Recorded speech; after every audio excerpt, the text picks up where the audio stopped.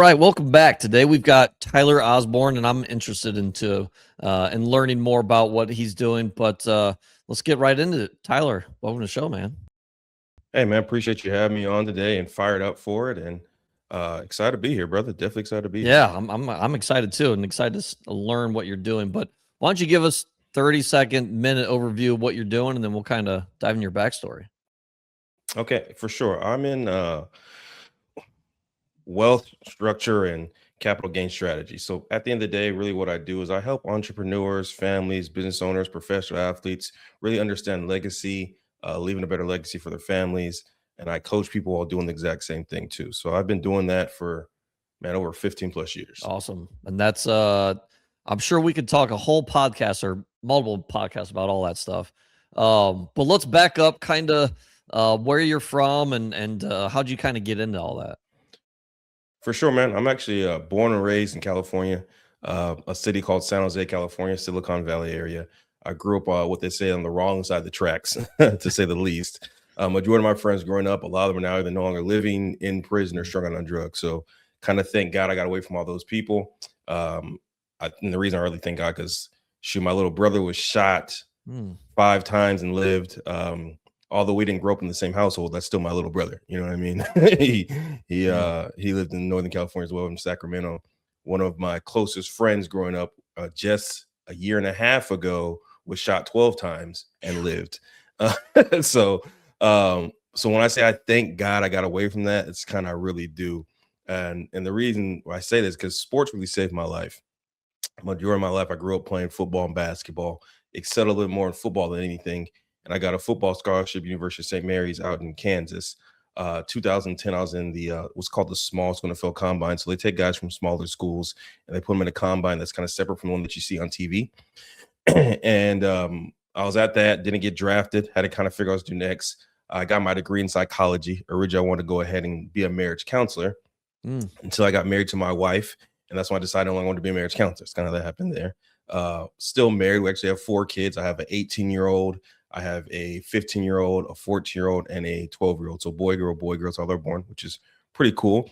But I had to figure out what to do next. And I found out, the number one reason people were splitting up was because of finance. So I said, okay, I still want to impact marriages.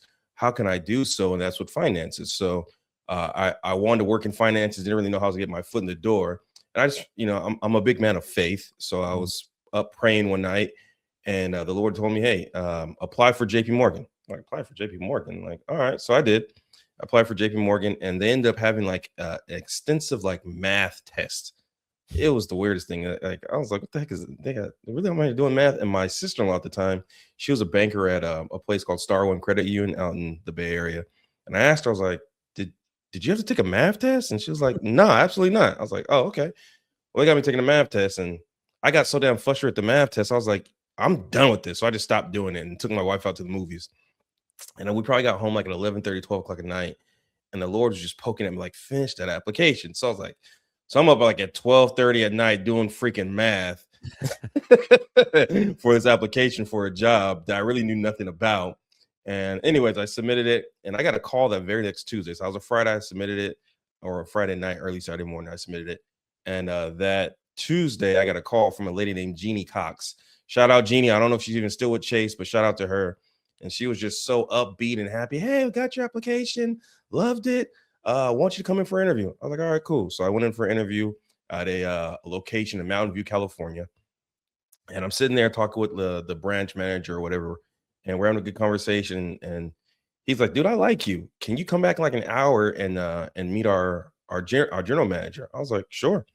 And I guess the general manager's over like 6 or 7 locations all throughout the Bay Area or whatever. And I was like, all right, cool. So I came back and I'm having this meeting with this guy. And he's asking me, like, you haven't had a job in like the last 2 years. Why is that? I was like, well, dude, I was training for the NFL. Like that was my gig, was to literally wake up every day, train in the morning, take a rest, train again in the afternoon, the evening, take a rest, and then do it again every day because you're training for something you've been working for basically your whole life. And this dude was just tearing me down about that, man. Like, I can't believe he didn't work. I can't believe he didn't have a job. And that's all he just kept bringing up.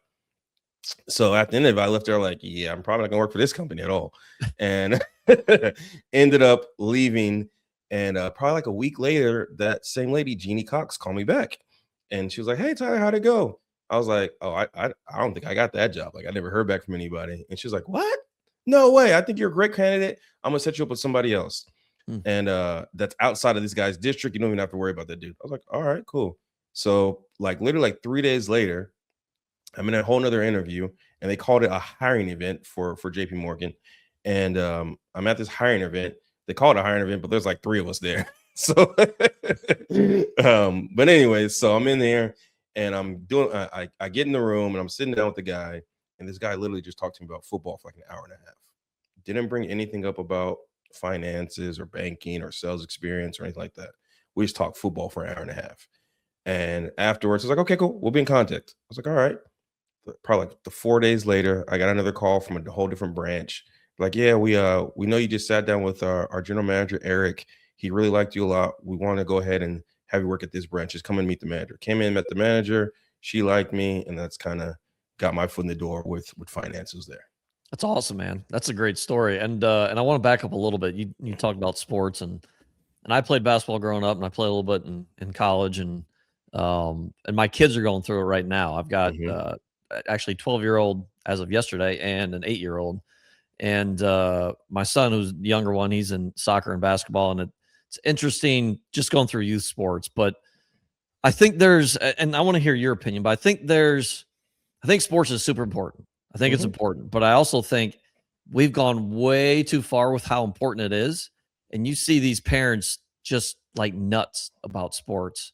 It's to me, it's almost parents are making it more important than school, and among other things. While I think I've learned a ton through sports, it also probably held me back in areas. Hmm. And for me, and I want to hear your story too, but for me, I identified as a basketball player or someone that knew basketball or liked basketball or whatever up until, I mean, I probably still have some of that, but I struggled with it for a while. So I guess what's your thoughts on all that stuff? You sports, identity, all of that. Yeah, man, for sure. For one, I think when it comes to the parents, a lot of them live vicariously through the kids. Yeah. And that's probably like the main issue because Yep. there are parents that are unwilling to truly admit how good or how bad their kid is. I think most parents overestimate how good their kid is, Oh yeah. and that's just because we love our kid, we want to see him do well. And Yep. then the ones that do have a really good kid, I think they underestimate how good their kid is as well. Mm. Like there's some kids that are like, "No, your kid has the juice," Yep. and the parents don't really dive into it because they didn't have the juice and it wasn't a priority for them growing up, and that's not Mm. what their parents did. But then there are a lot more parents than which like their kids are not good and they're complaining to the coaches and upset and parents and screaming in the stands like, "Dude, sit down. Your kids in the 3rd grade, they're not getting a scholarship today." Like Right. Yep. it's just not going to happen. So I think a lot of times there's just too many parents that are living vicariously through their kids. Yep. Then what And happened not for to cut you me? off, but did Yeah. you, because obviously 4 kids, did you go through any of that? Yes and no. So, and how do I say that? Because like my kids are there, and I'm not trying to say it's gonna sound bad because I just literally said, "Oh, underestimate and overestimate your kids." My kids can actually play though. Like, Yeah, yeah. it's kind of in their genes a little bit. Like both my daughters are all Americans in track. Oh You know, wow. you know what I mean. And my boys, they're very good in football as well. They're gonna play. They'll go off and play in college and things like that, which is pretty cool. That's awesome. They're getting recruited and stuff like that. And my youngest son, he's just started playing tackle football last year at 11. Excuse me, not 11. He had 11 touchdowns in his first year playing tackle football. Oh wow. And in several games he had, multiple touchdowns, stuff like that. So, and then he's a track guy as well. So it's like I got athletes, but it's because I come from that. But here's Yeah. the thing. I've told all my kids, you don't have to play sports. Daddy's gonna love you regardless. Like Yep. I've tried to talk my sons out of playing football so many times just because I know how much you have to put into it in order to get Yep. to where you want to be.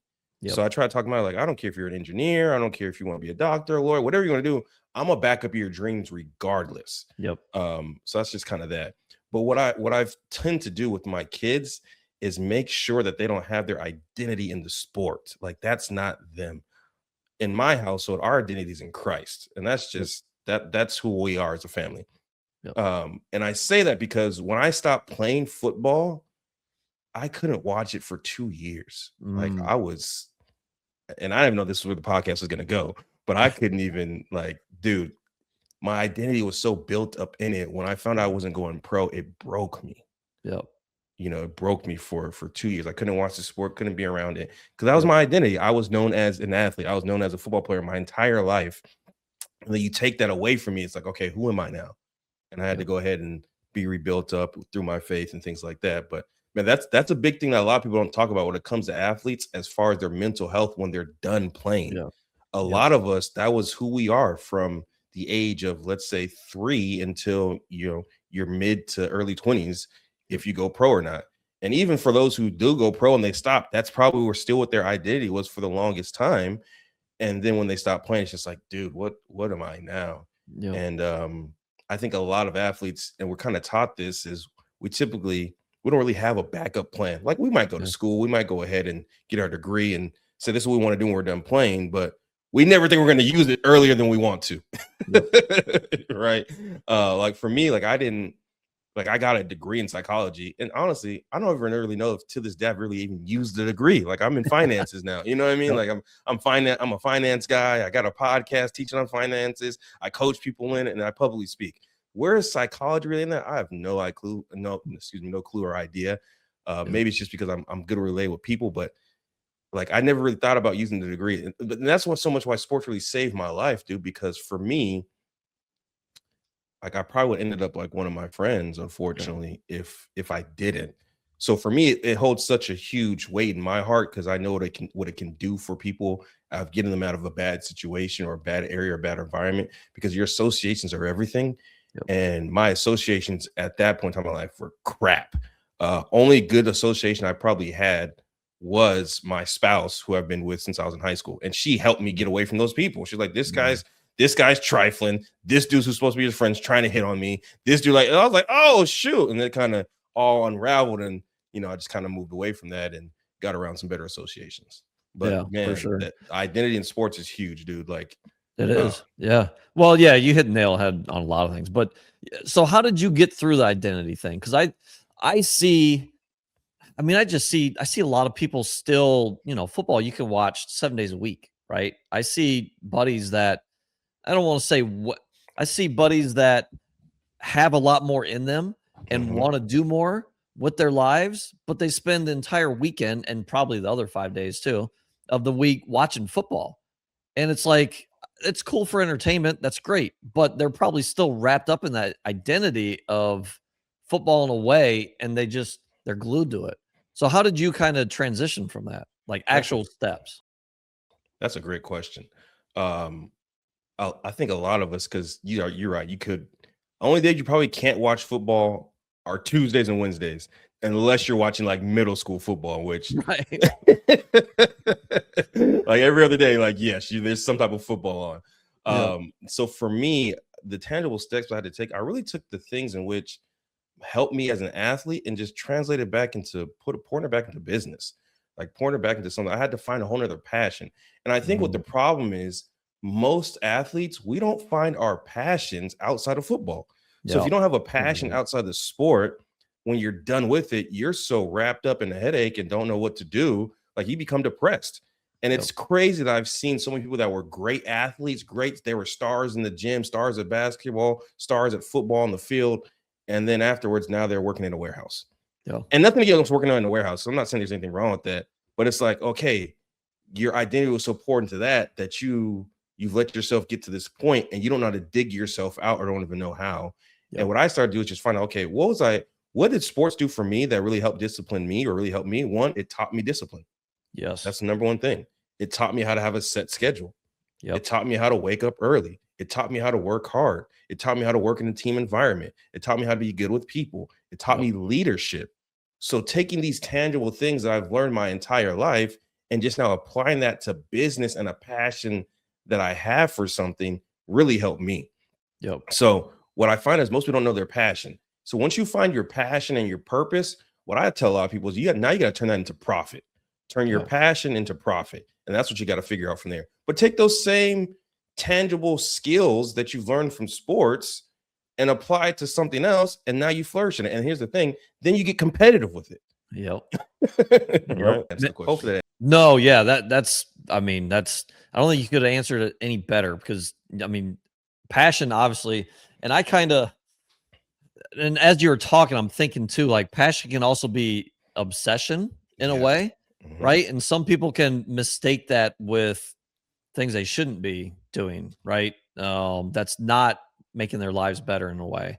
So you almost have to like, listen, I'm in self storage. I own self storage facilities. Am I obsessed with metal doors and metal units? No, not at all. But Mhm. I love the process of finding them, buying them, put them together, putting together a team. Like I love everything about all the other stuff. Mhm. Um, so it's not that directly. And then you said discipline too, which I think is I mean, I don't know if again, I don't think you can find any two better answers than that because I think discipline is there's so many people that I've seen that they were great at sports, Mhm. but they didn't know how to work hard. They just were great, right? It was just naturally they were just naturally gifted and didn't know how to Yes. work. And now they're out in the real world and they're kind of floating in a way and maybe they're kind of disciplined a little bit, but I think the people that I've seen, especially in sports, that were maybe mid-tier or really had to scrap and figure out how to work hard. I mean, it sounds like you were because you were grinding for for to at the combines and stuff, just trying to work out for that stuff. Like that takes a ton of discipline and 99.999% of people do not have that. So yeah, that's awesome. Passion, discipline. I don't think yeah, it sums it Man, up with both of those. and you even said something about obsession. I think this is just my personal opinion, obviously. I just think it depends on what you're obsessed with. Yep. Like, there's people who are obsessed with drugs. That's probably not the best thing to be obsessed about. Yep. Yep. You know what I mean? And Yep. there are people that are obsessed with things that are a lot more positive. And I believe your obsessions can help you create your possessions. Yeah, if 100%. if you can go ahead and obsess with something that's positive and you're pouring back into people and you're doing great things for your community, you're doing great things for yourself, and you have a great character in a business and things like that, eventually you're going to start possessing things that you didn't think you were possible. Yep. So I just think having the right type of obsessions because almost everyone who's successful at something like at a high level, they're obsessed with what they got going on. Yep. Like that's what they think about, that's what they eat, that's what they drink, that they are constantly thinking about this. Yep. And for me, a gift that God has blessed me with is the gift to speak and speak Mm. publicly. So I get obsessed about, like, I get fired up about being on podcasts. That's why I have my own. That's why I'm on yours. Like, I get excited about it.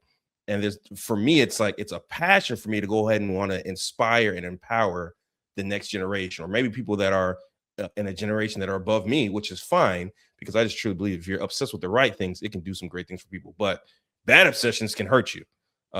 But Yep. my word of the year is discipline. Like that's my word for 2026 is discipline. Yep. No, this is awesome. This is awesome stuff. You getting me fired up. Mhm. All right. So you're at Chase Bank. What kind of happened from there? So I was with Chase, and I was there for close to about 2 years.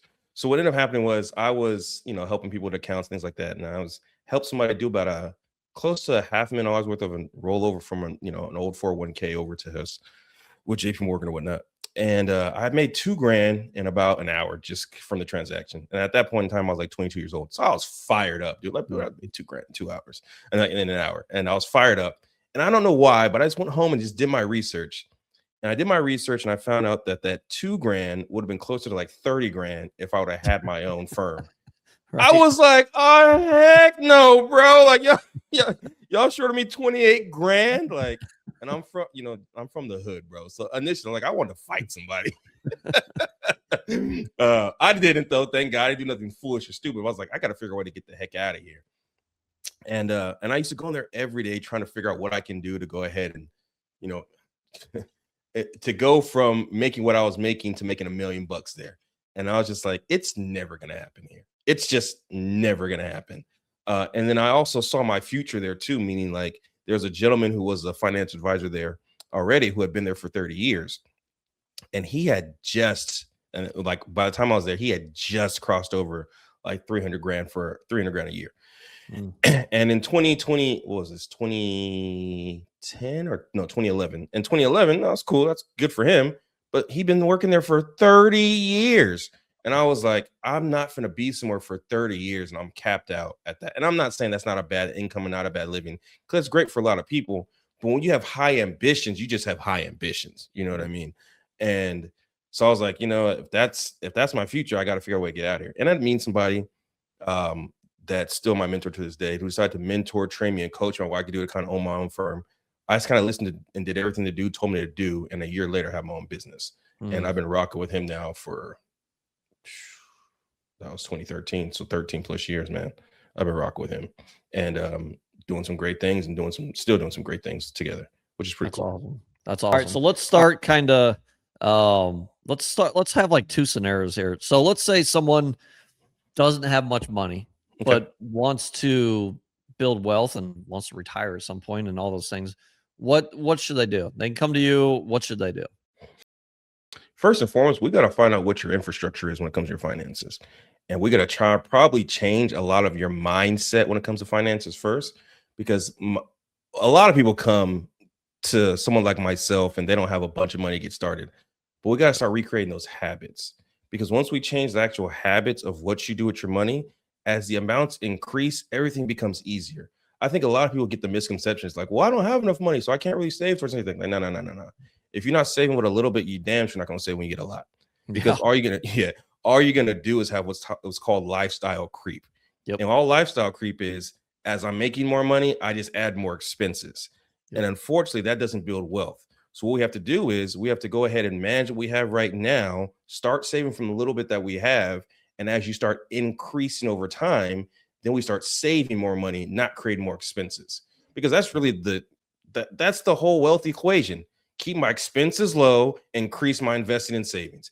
And then from there, you do that for, I have an episode on my podcast called you can have a decade of dominance. And you just dominate a decade of doing this type of habits over and over consistently. And then you look up and boom, I've created something that can go ahead and set my legacy for the next several generations. But what happens is people get so stuck in what they're going to do for just 1 year. 1 year, I think people think they can do more than they can in 1 year and don't know about how much they can do in a decade. So not enough people are not thinking long term. So we got to change that mindset when it comes to money. That's probably one of the first things. Well, and all that goes back to discipline too, right? I think a lot of people, I won't say they know that, but they have an idea of it, right? Like, oh yeah, if I spent time and did this and saved money for 10 years, like I'd be in a much better spot. They just don't have the discipline. 1,000% agree.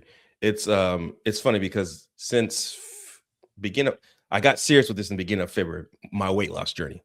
And I was like, you know what, man, I was in great shape when I played. I've been fat for a little bit too long. Fat in my terms, you know what I mean? Right. Fat in my terms. Like, so I was like, you know what? I gotta go ahead and get back to the grind of what I gotta do to go ahead and look right, eat right, feel better, be healthy about myself. And what I just started doing is just obviously working out on a consistent basis, but you don't lose weight in the gym, you lose weight in the kitchen.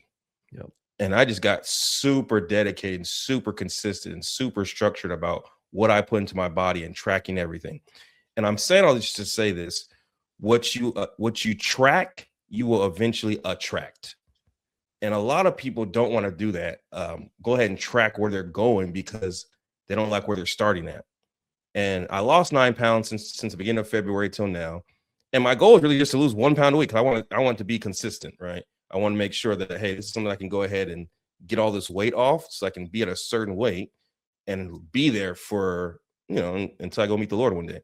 So I'm like, okay, I want to do it consistently, but just me tracking everything and how many calories and counting calories and all that type of stuff, the weight's just kind of been falling off, but I've just been super disciplined about it. It comes back to what you've been saying is like, yeah, discipline. A lot of people just are not disciplined with what they want. And when you're not disciplined and you don't have structure, a lot of things go out, kind of get out of order. 100%. Well, and tracking is huge. And I'm sure, you said back when you were 22 years old, you got that $2,000 check. You were tracking that, right? Most people are just tracking. They're not tracking. They just get a paycheck and they're just like, oh, it is what it is. They're not looking at how much they're paying in taxes, a ton of things, right? But yeah, I think that's the first thing. And I think I tell people all the time, like, track your net worth. Yes. Most people don't even know what that is. Majority of people don't know what their net worth is. Majority of people don't even know what net worth means. But that's where you got to, and I remember doing that back, over 10 years ago, start tracking my net worth, and it Mhm. started really, really, really low, probably close to negative. But you got to start somewhere. And as soon, like what you said, as soon as you start tracking it, it's going to improve. Yes. It's just going to improve. I 1000% agree, brother. That's just there's something about that, like, and it's really not hard. It just, man, back to that word discipline. It just takes discipline to do it. And I'm old school. Like, I'm writing it down. Like, I'm not putting it in no app or nothing like that. Like, I literally got a Yep. notebook, tracking everything down, tracking my workouts, what I consume in my body, all that type of stuff. So I'm writing all this stuff down, and I'm constantly seeing it on a daily basis. And then I'm only weighing myself once a week, and I'm just like, okay, I just need to be. Can I just lose 1 pound a week for the next 52 weeks? Then I'm down 50 plus pounds. You know what I mean? You know what I mean? And my whole goal is to get an 8-pack by this time next year. So, There you um, go. Love it. yeah, So yeah, back to that scenario. So are you able to talk about maybe vehicles or products that you can kind of offer someone that maybe doesn't have a lot of money to start investing with? yeah, for sure. So if a person doesn't have a lot of money, first and foremost, I got to tell a person, our first goal is this. You got to at least get like a 500 to 1,000 bucks under your name. Just do that in a basic savings account, Yep. right? And that's not a lot of money at all, but it's just showing that you've gotten consistency, because there's too many people who live paycheck to paycheck. Yep. Way too many people live paycheck to paycheck. Once you go ahead and knock that out, our next goal is this. We want to start, for one, making sure that you got 3 to 6 months of your expenses on the side. Because especially if you have a job, I say this: if you have a job, and there's no disrespect for people who have a job, you're renting your income. Let's just be real. You are renting your income, meaning that at any point in time, if they want to pull the rug from under you and furlough you or lay you off or fire you, now what? You don't have anything. So you want to make sure that you get Yep. 6 months, 3 months, 3 to 6 months of your expenses living on the side. From there, if you don't have much, let's just say you have a couple $100 that you could save a month, you probably need to go ahead and get yourself a Roth. Get Yep. yourself a Roth IRA just to get you started as far as saving towards your future.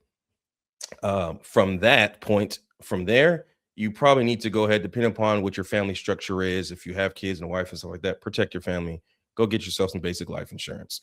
Make sure you're protecting your loved ones in the event that something happens to you. You can go ahead and get started with something like a term, just to make Yep. sure that it's inexpensive and your family's covered.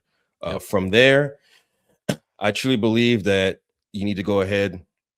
If you do have a home, let's start trying to pay that off faster than or earlier, as soon as possible. And then from there, we need to get yourself a will and a trust. And from that will and a trust, I want that will and a trust to go ahead and start owning everything. The will can't own anything, but the trust can. Meaning this, I want you to own nothing, control everything. Yep. Okay. Meaning that your trust is going to be the owner of your bank accounts. It's going to be the owner of your property. It's going to be the owner of everything there. Okay. And then on top, if you want to take it even deeper and further, we can go ahead and structure into which you have a trust. Your trust owns your LLC. Your LLC can be a holding company based out of a state like Wyoming, where you have what's called anonymity. And all that means is no one can look you up to know that you own the actual business. And Yep. then that LLC can go ahead and own different LLCs for your properties and things like that. So nothing's really, if someone tries to come after you personally, they can't really get anything, because on paper, you don't own anything, but technically you control everything. That's Yep. why, I don't know if you remember back, when was this, man? I want to say it was like in the 2010s, 50 Cent got sued for like millions of dollars. Yep. He just went to bankruptcy court, like, I ain't got it. Yep. Right. And everyone's on the internet like 50's broke, 50's Yep. this, he's that. Like, no. Like, he just understands the game. And in the game, Yep. it's like, I don't have it on paper, I'm broke. Yep. But my corporation's got a lot of money. Yep. And they didn't sue the corporation, they sued 50 Cent, the man, Curtis Yep. Jackson. You know what I mean? So on paper, it's like, I don't have any money, but in reality, he got millions of dollars tucked somewhere else that you have no access to, because why would you sue his corporation if the corporation didn't do nothing to you? Yep. Right. So it's just ways to structure and protect yourself and things like that. I know I just kept talking. I'm sorry. No, that's all really good stuff. Okay. And kind of went the next layer of what people can do too. And I don't know, obviously, if someone's got whatever, $1,000,000, they don't know what to do with it. There's so many options, obviously, but what's maybe a couple just simple options that you may suggest? Yeah. Now, so the question like this, it's vague because I don't know what the heck their goals are. Right. Yep. You know what I You mean? don't So know how. everyone's Let's say they're 40 years old. they're 40, okay, 40 years old, and is their goal is to retire in this million? What is their goal? So if the goal is like retire on the million, that could be a whole different conversation. Or if the goal is just Yeah. like, hey, I just want to grow this thing and maybe pass off to my kids one day. There's so many different vehicles. I Let's mean, go that route. Let's okay. say, yeah, let's go that route. Let's say they want to pass on their kids and just keep it growing generation after generation. Oh man, if I got $1 million and my whole focus and goal is to pass this on to my kids and create generational wealth, then I'm probably going to stuff a large portion of that into some type of permanent life insurance, because that's going to guarantee I turn that a million in cash in a life insurance policy. You're probably looking at a 10, not even 10. You're probably looking close to a $50 million policy, Yeah. and And you're which now, talking the whole life. yeah, some type of So permanent for initially, yeah, sure. and we've had people on before that talk life insurance, but there's term life, which I've got both. Term is Mhm. really cheap and get you decent coverage, right? But then whole is a whole nother, you almost have to look it up. But It's a whole it's a different rabbit really hole. good, yeah, you can, I'm sure, explain it better than I can, but Yeah. different So type of life for insurance. sure, there's so many different types. You have whole life, you have variable universal life, you have index universal life. They're all permanent type policies. And basically the whole basis around it is this: you can create cash value in it and have a death benefit as well. So if a person has that much money and their whole focus and goal is to pass on a legacy, that's probably the best way to do that, to pass on a legacy. Now, with that, you should still have this trust I'm talking about as well. You should have some type of trust so that the proceeds from it go into the trust, and then you set up how you want the money in the trust to go off to the beneficiaries. So you're not, in other words, if I'm 40, in which I'm about to be in a couple years, my son is 20, I'm not going to give him $50 million at 20 years old, Yep. because that's like giving a baby a machine gun. They're just going to hurt themselves. Like, you just don't do that, right? Yep. So you set it up into structures in which, hey, if once they reach this portion in their life, then they have access to this amount of money, or they can only use this for if they're going to go for educational purposes or open up a business. You're not just giving it to them for leisure so they can go ahead and spend all your wealth. So you set up things within that. Now, when you put money into a life insurance policy that we're talking about right now, the cool thing is the money in there, it can grow tax-free. You can access it tax-free. It can pass off to your family tax-free. But here's the cooler part that a lot of people don't know about these. Once the money's in there, it's actually protected from the courts, the IRS, taxes, litigations, lawsuits, malpractice, divorce in most states, child support, bankruptcy, and stock market risk. Mm-hmm. Most people don't know that's possible in life insurance policy, because if I'm being sued, no one can sue me and have access to my life insurance policy. Does that make sense? Right? It's just not possible as well. So you could have cash value in there and no one can have access to it, just because you can't sue nobody for life insurance policy, because it's seen as for death purposes.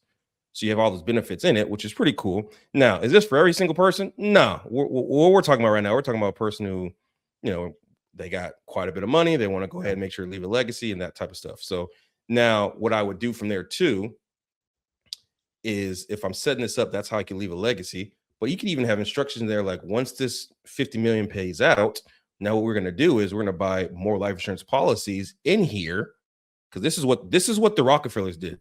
There's a book Yep. out there for those of you who don't know. It's called what would the Rockefellers do?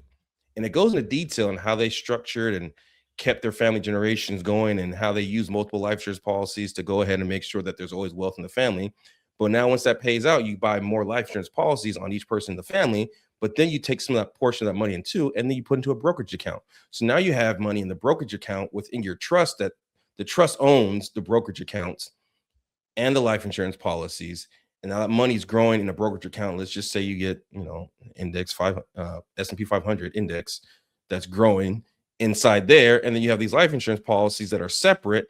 And now that million that you had turned to, let's say, 20 million, the next generation is going to go ahead and turn into 150 million, and then so on and so forth. And you do all that through trust and life insurance, what we're talking about. Now, obviously, a person has to build their wealth up to get to some of these things, but that's kind of how you create generational wealth. And the blueprint is from one of the most wealthiest families, in our generation, not our generation, but in history, as far as that. Yep. No, awesome stuff. Yeah, you kind of took us through two scenarios. Before we kind of sign off and how people can reach out to you, what I miss? I mean, obviously there's so much that you do, but what I missed, what else can you tell us about what you do? Man, one thing that I have a passion for though is as well is getting kids in college. Like Mm, a lot of financial professionals you come across, they don't talk about putting kids to college. They talk about saving for college. They'll talk to you about a 529. They'll yep. talk to you about accounts like that, which are, those cool accounts and whatnot. But they don't talk about like the actual financial aid process, as far as helping a person with that process and making sure that they understand there are ways and there are accounts that a person could put money into that does not count against you when you use what's called FAFSA. And FAFSA is just what people fill out. It's what is it? Federal aid for student application. There you go. Federal aid for student application. So basically it's going to be aid in order to go to college. So most advisors don't talk about walking families through that process and, doing what it takes to make sure that they properly fill that out, because there was a what's it called? It's not a survey. What am I looking for? A statistic that came out that talked about how over 90% of people who fill out the FAFSA form do it incorrectly and have errors on it. And that can be costing them thousands upon thousands on saving money for college. So meaning this, I'll give you an example. So let's say if a person applies for a school like, let's just say TCU, just because I'm in the Dallas area. TCU is a pretty big school. People come all across the country to go to TCU. And TCU is a private institution, so they can have whatever cost they want for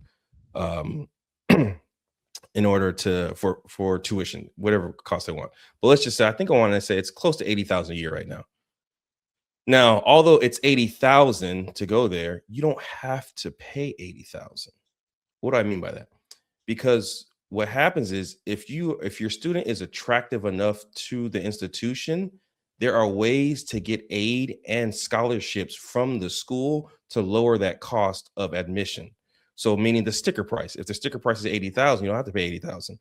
What if we can go ahead and get you scholarships instead of your child paying 80,000? Now we're going ahead and paying, let's just say 55,000. You know what I mean? So now we went ahead and got a pretty large discount for that family for school, because for one, when they fill out the FAFSA form, that's one thing. Two, their test scores, that's something that the kids control. But three, what schools want to see is like, hey, are you going to go ahead, or is your student just going to be a student that just goes to class and leaves, or is he going to be part of our campus life?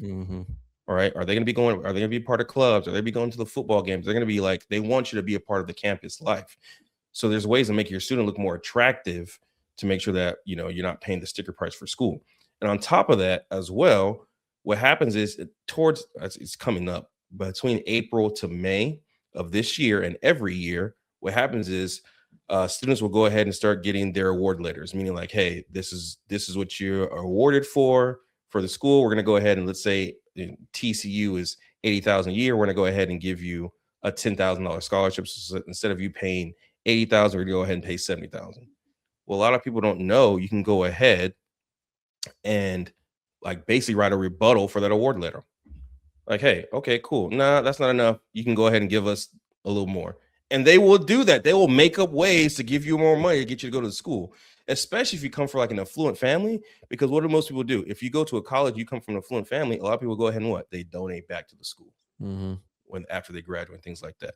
So those are some ways I've helped families as well in the past, is teaching them how to go ahead and not pay a sticker price for college, make sure that their student looks attractive, get them into the right school, and kind of go from there. That's awesome, man. That's awesome. Good information. Appreciate Fortunately, I'm a few years away for my kids before they're entering college. But yeah, great information, man. Yeah, I guess before we go, is there anything else? I'm sure we could keep going with things. Yeah. I mean, I guess just be whatever questions you had, man. But obviously I'm a talker. Sometimes I feel like, man, I need to shut up and listen a little bit more. Well, people can reach out to you, right? Obviously, yeah, pretty for much sure. it sounds like anything financial, right? Whether you're at the beginning of your journey, and you want to just make more, do more, and have money and maybe retire earlier or whatever, however that looks. Sounds like people can reach out to you there in the middle, or if you've got a bunch of money and you're like, I don't know what to do with it. Help me out. Yeah, absolutely. They definitely can reach me. Can I tell them how they can reach me? Yeah. Okay. Tell us. So I have you can reach me on my website, moneymasternation.com. That's actually the website for my podcast. Through there, I actually have a free course that anyone can go have access to, where I teach about money, breaking down the mindsets of money, budgeting, how to get out of debt, making sure that you're investing in things for your future, how to properly go ahead and start, getting 3 to 6 months of your income sitting on the side. Also, couples, I suggest this for couples too. There's a module on couples, on how couples should be thinking about money together, what accounts you should be opening. Then we talk, obviously leaving a legacy, trust and wills and life insurance, all that type of stuff. It's all on there, free course. Anyone have access to it. And yeah, that's the way you can do that. And then you can get a hold of me on Instagram, Money Master 408. So at Money Master 408 on Instagram, and then LinkedIn, Tyler Osborne. So kind of ways you get a hold of me. Yeah. Check them out. Ton of information, obviously podcasts. But yeah, check them out. And thanks again for coming on, man. I appreciate you, brother. All right. We'll see you guys.